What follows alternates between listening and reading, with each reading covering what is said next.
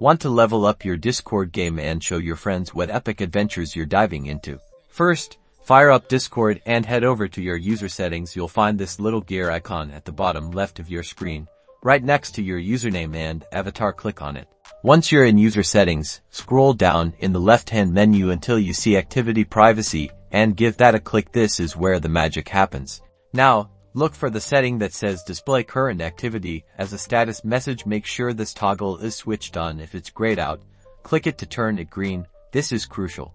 Discord should automatically detect most games, but if it doesn't, go back to the user settings menu and click on the games tab under activity settings. If you see the game you're playing listed here with a message like not detected, click the Add It button and manually select the game executable from the drop-down menu.